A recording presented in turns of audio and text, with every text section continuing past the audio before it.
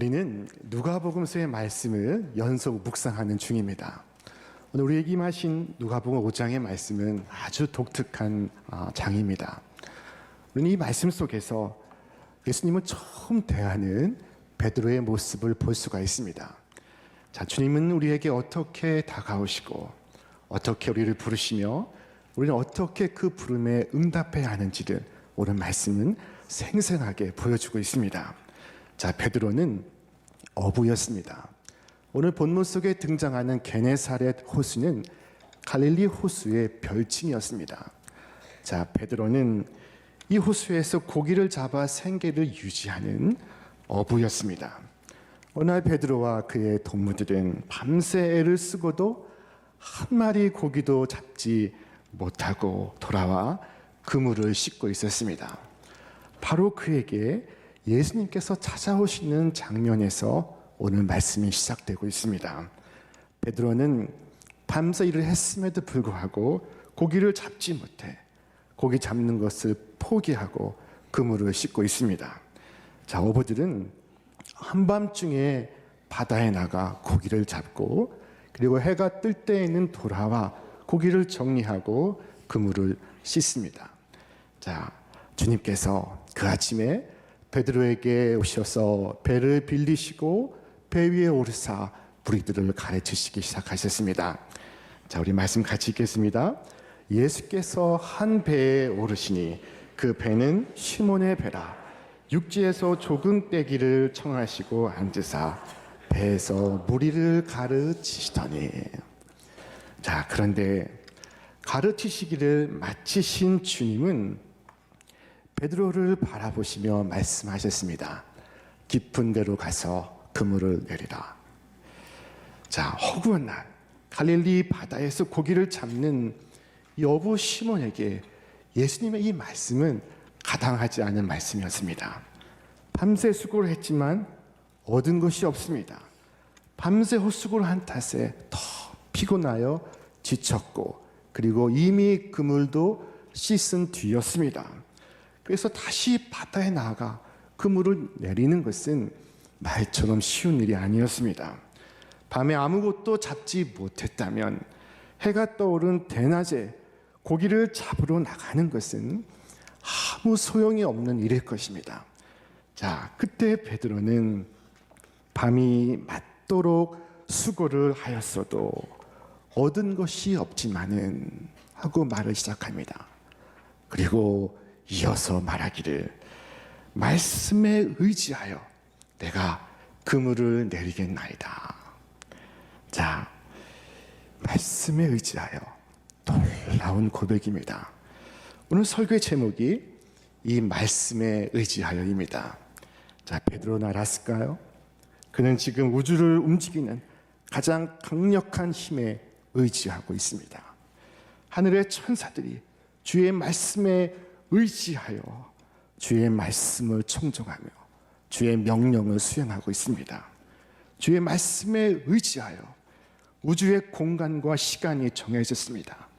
주의 말씀에 의지하여 만물이 창조되었습니다. 주의 말씀은 모든 원인들의 제1원인입니다. 주의 말씀이 있어 하늘이 지어졌고 주의 말씀을 따라 해와 달과 별들이 존재하게 되었으며 주의 말씀이 있어 하늘의 천체가 운행하고 있습니다.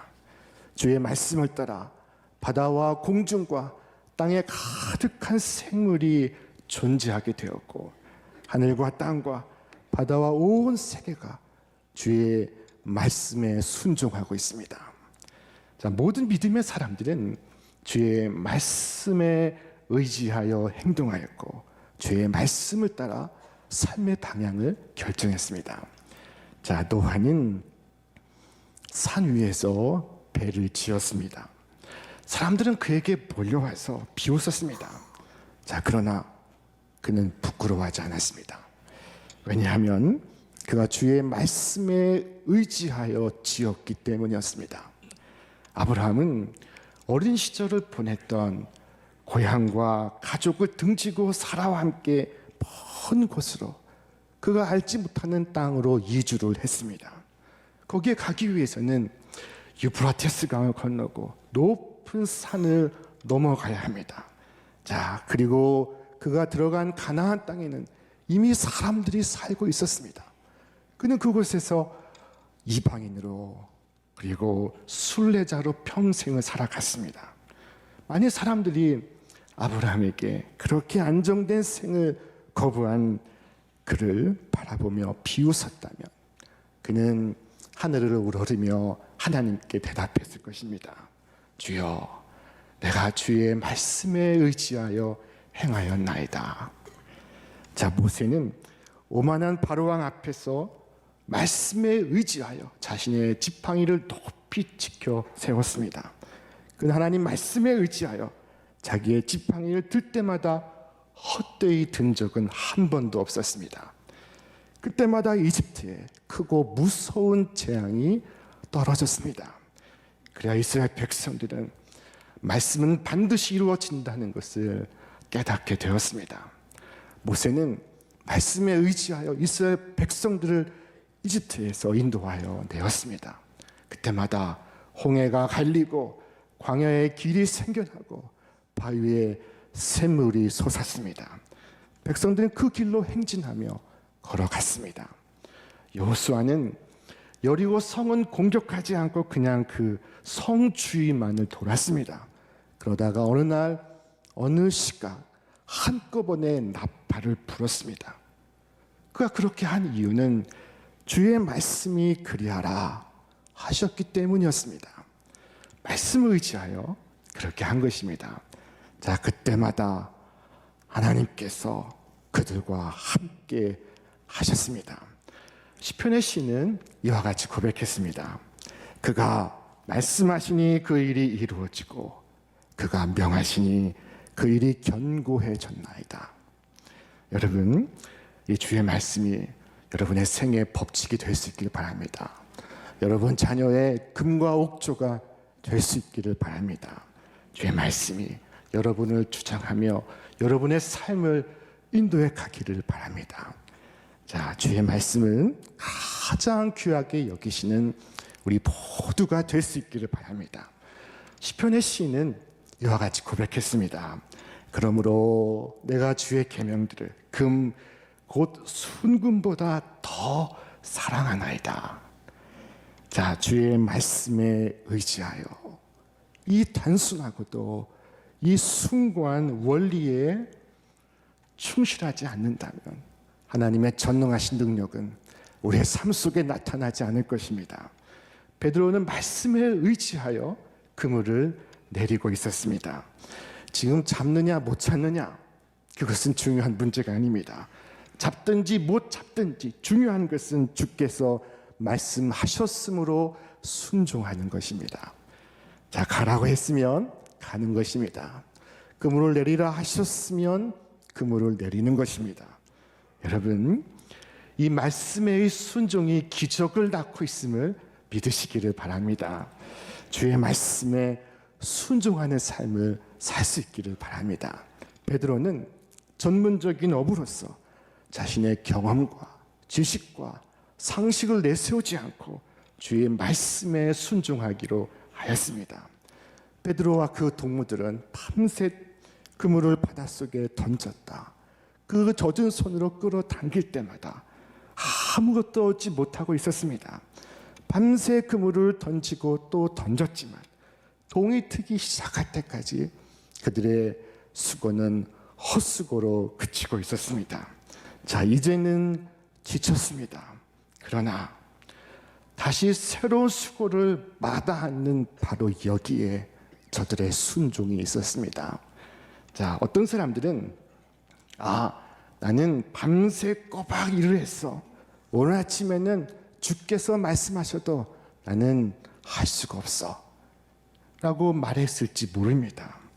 나는 한 주간 내내 너무 일이 많아 정신이 없었는데 주일날 교회 학교에서 어린 아이들을 가르친다는 것은 생각할 수 없어. 주차 봉사를 한다는 것은 말도 되지 않는 일이야. 자, 여러분, 이것은 이 어부들의 정신이 아니었습니다. 비록 그들은 피곤했지만 그리스도의 명령을 듣고 다시 한번 그물을 배에 싣고 배를 밀어 저 깊은 데로 나아가고 있었습니다.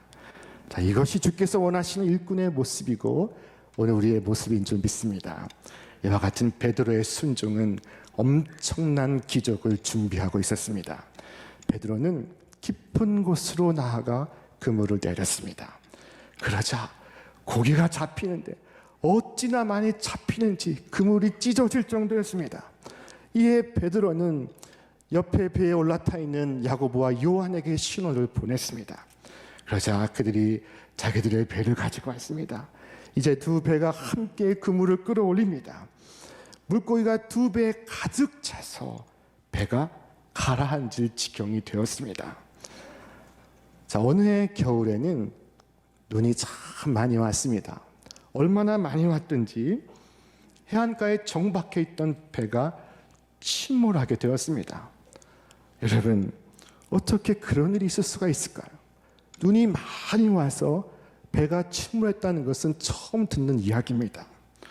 여러분, 고기가 많이 잡혀서 배가 잠기게 되었다는 것은 베드로가 처음 경험하는 일이었습니다. 갈릴리 바다에서 잔뼈가 굵었지만 베드로는 이제껏 오랜 세월 동안 두 배가 잠길 정도로 고기를 잡는 것을 본 적이 없었습니다. 자, 이 상황에서 상식적으로 베드로는 예수님께 감사를 표했을 수 있습니다. 예수님, 감사합니다. 예수님 덕분에 엄청난 고기를 잡게 됐습니다. 자, 그러나 베드로는 그렇게 하지를 못하고 있었습니다. 그의 어획량이 그의 상상을 초월하고 있었기 때문이었습니다. 그러나 그 속에서 베드로가 본 것은 물고기가 아니라 전능하신 하나님의 손길이었습니다. 그는 그 주 앞에 엎드려 나는 주인으로서이다 하고 고백을 했습니다. 여러분, 물고기를 얼마나 잡았느냐 하는 것은 이제 그의 관심이 아닙니다. 하나님의 능력이 지금 여기에 나타났습니다. 하나님의 임재 앞에서 그는 자기 자신을 돌아보며 나는 주인입니다 말하고 있습니다. 여러분, 주 앞에 무릎을 꿇고 자신이 주인임을 고백하는 것만큼 위대한 발견은 없습니다. 이것은 콜럼버스가 신대륙을 발견한 것보다 더 위대한 일입니다. 억만금을 주어도 살 수 없는 고백입니다. 그리고 베드로는 말하기를 나를 떠나소서 라고 했습니다. 여러분, 죄인인 자신에게 거룩하신 하나님의 임재가 투영이 될 때 베드로는 두려움에 사로잡혔습니다. 나를 떠나소서 그가 말하고 있습니다. 자, 이것은 하나님을 만난 사람들의 공통적인 반응입니다.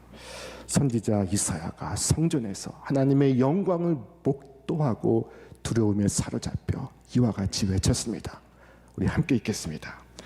그때 내가 말하되 화로다 나여 망하게 되었도다. 나는 입술이 부정한 사람이요 입술이 부정한 백성 중에 거하면서 만군의 여호와의 신 왕을 배웠음이로다.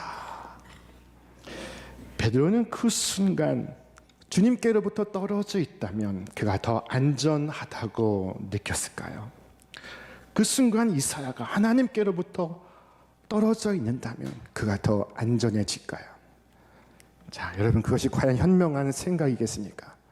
그것이 과연 베드로에게 도움이 되겠습니까? 죄를 사하시는 주님께 나를 떠나소서 나는 주인으로서이다. 이 고백은 마치 명의를 만난 자리에서 나를 떠나소서 나는 환자입니다 라고 말한 것과 똑같습니다. 의사가 떠나는 것이 질병을 치료하는데 도움이 되지 않습니다.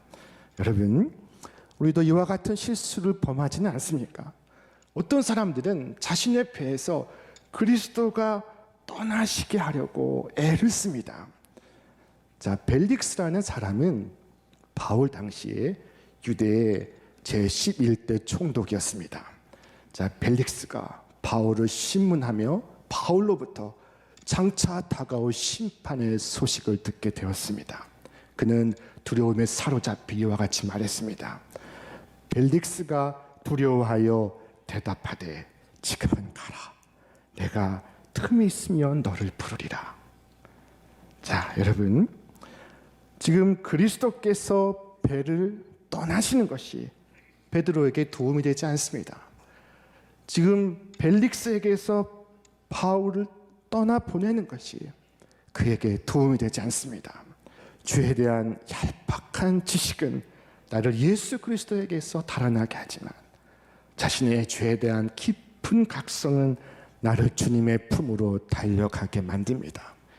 자, 나는 해결할 수 없지만 주님은 해결하실 수 있습니다. 오직 주님은 사하실 수 있습니다. 어린아이가 큰 잘못을 범했을 때 어디로 달려갑니까? 엄마에게로 달려갑니다. 엄마의 품속에 숨기 위해 엄마에게로 달려갑니다. 여러분, 여러분의 죄가 생각나시거든 주께로 향하시기를 바랍니다. 오직 주님만이 나를 정결하게 하시며 오직 주님만이 이 무거운 죄의 짐에서 나를 구하실 수가 있습니다. 자비로운 성령께서 오늘 여러분의 양심과 마음을 조금이라도 움직이게 하신다면 이 죄의 자각으로부터 도망가지 마시기를 바랍니다. 그리스도에게로 더욱 가까이, 구주의 십자가 앞으로 더욱 가까이 나아가시기를 바랍니다. 그래서 죄사함을 받고 두려움을 벗고 거룩함을 입으시기를 바랍니다. 자, 주님은 발 아래 엎드려 자신이 주인임을 자복하는 베드로에게 이와 같이 말씀하셨습니다. 우리 함께 읽겠습니다. 예수께서 시몬에게 일러 가라사대 무서워 말라. 이제 후로는 네가 사람을 취하리라. 자, 여러분, 물고기가 귀할까요? 사람이 귀할까요? 주님은 네가 사람을 취하리라 말씀을 하셨습니다. 시몬 베드로가 주님의 제자가 되는 순간입니다. 실제로 그는 3,000명 앞에서 설교를 하였고 그 3,000명을 구원을 하였습니다. 훗날 베드로는 주님께 이와 같은 고백을 했습니다. 시몬 베드로가 대답하되 주여 영생의 말씀이 주께 있사오니 우리가 누구에게로 가오리까? 나를 떠나지 마소서. 여러분도 이와 같이 고백하실 수 있기를 바랍니다. 그때 베드로와 야고보와 요한은 모든 것을 버려두고 주를 쫓아갔습니다. 그들이 베드를 육지에 대고 모든 것을 버려두고 예수를 따르니라. 자, 저들의 행선지가 바뀌게 되었습니다. 틀림없이 저들은 그날 고기를 못 잡고 저 동무들과 함께 항구의 술집에 가기로 약속을 하였습니다. 자, 그러나 이제 베드로는 주님이 가는 곳을 따라 나섰습니다. 마치 아브라함이 갈 바를 알지 못하였으나 하나님의 부르심을 따라 갔던 것과 같습니다. 성경은 말씀하기를 믿음으로 아브라함은 부르심을 받았을 때 순종하여 장래 기업으로 받을 땅에 나갈새 갈 바를 알지 못하고 나아갔으며, 자, 아브라함이 알지 못하고 간 것처럼 베드로도 알지 못하고 갑니다. 자, 그러나 그 길은 장래 기업, 곧 영원한 기업을 향해 난 길이었습니다. 자, 이제 그곳 게네사렛 호숫가에는 베드로 일행이 버려두고 간 배와 그물만이 남게 되었습니다. 자, 당시에 유대인들 중에 최고의 스펙을 쌓았던 사도 바울은 그리스도를 만난 후 모든 것을 버린 것에 대해 이와 같이 말했습니다. 우리 함께 읽겠습니다. 그러나 무엇이든지 내게 유익하던 것을 내가 그리스도를 위하여 다 해로 여길 뿐더러 또한 모든 것을 해로 여김은 내 주 그리스도 예수로 아는 지식이 가장 고상하기 때문이라. 내가 그를 위하여 모든 것을 잃어버리고 배설물로 여김은 그리스도를 얻고 그 안에서 발견되려 함이니. 오늘 이 장면으로 크리스마스 성극을 만든다면 바로 이 그물과 배가 남겨진 이 장면을 오랫동안 보여주며 막을 내릴 것입니다. 자, 성경은 저들이 모든 것을 버려두고 예수를 쫓아갔다고 말씀합니다. 이 모든 것을 버려두고 예수를 쫓아갔다 하는 말씀이 얼마나 아름다운 말씀인지 모릅니다. 얼마나 위대한 말씀인지 모릅니다. 이 사업 저 사업 하다가 다 안 되니 주님의 일을 해보겠다고 나선 것이 아닙니다. 베드로의 경우에 사업이 잘 됐습니다. 물고기를 많이 잡았습니다. 자, 안 되던 일이 기적적으로 잘 되었는데 그것을 내버려 두고 주님을 따라 나선 것입니다. 이것이야말로 베드로에게 일어난 진정한 기적입니다. 자, 이 일 저 일 하다가 다 망한 뒤에 그때서야 주의 종이 되겠습니다 하는 분들이 있습니다. 여러분, 주의 종은 실패한 사람들이 하는 것입니까? 그렇지 않습니다. 베드로는 이것도 못하고 저것도 못하니까 이제는 할 수 없어 주의 일이나 하자라고 마음먹은 것이 아닙니다. 그가 물고기를 잡는 데 실패했기 때문에 제자가 된 것이 아닙니다. 오히려 물고기를 더 많이 잡았습니다.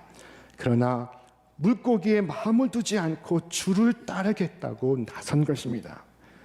베드로가 포기한 것만 보면 그가 큰 희생한 것처럼 보일 수 있습니다. 자, 그런데 우리가 주목해야 할 것은 그가 버린 것이 아니라 그가 얻은 것입니다. 여러분, 더러운 흙덩어리를 버리고 귀한 보석을 들었을 때 그것을 아깝다고 말한 사람이 있습니까? 사람이 무엇인가를 포기할 때는 무엇인가 더 귀한 것을 쥐었을 때 포기하는 것입니다. 새 옷을 살 때 헌 옷을 버립니다. 새 신을 살 때 헌 신을 벗습니다. 자, 잠시 후 사라질 무상한 이 땅의 것을 버리고 영원한 천국의 상급을 붙들 때 그것은 희생이 아니요 횡재를 한 것입니다. 자, 성경은 말씀합니다. 또 천국은 마치 좋은 진주를 구하는 장사와 같으니 천국은 진주와 같습니다. 극히 값진 진주 하나를 발견하며 가서 자기의 소유를 다 팔아 그 진주를 사느니라. 자, 나는 찾았네, 나는 보았네, 나는 알았네, 베드로가 외치고 있습니다. 자, 여러분, 베드로는 희생한 것이 아니라 횡재를 한 것입니다. 오늘 이 횡재했다는 생각으로 주님을 섬기시기를 바랍니다. 횡재했다는 마음으로 주께 봉사하시고 주님의 뜻을 이루시기를 바랍니다. 주께 드리는 헌신은 내가 헌신한다고 생각하며 하는 것이 아닙니다. 횡재라고 생각하고 하는 것입니다. 여러분, 오늘 주님의 교회에 봉사할 일이 많은 것을 인하여 감사하시기를 바랍니다. 자, 베드로는 물고기를 아까워하며 주님을 따르지 않았습니다. 기꺼이 따라 나섰습니다. 마침내 그는 예수님의 제자가 되었습니다. 이 강림절 주님은 우리에게 다가오시고 있습니다. 우리를 부르시고 있습니다. 여러분, 그 부름에 어떻게 응답해야 하는지를 오늘 베드로를 통해 배우시기를 바랍니다. 베드로처럼 생애 가장 귀한 복된 선택을 하시는 여러분과 제가 되시기를 바랍니다.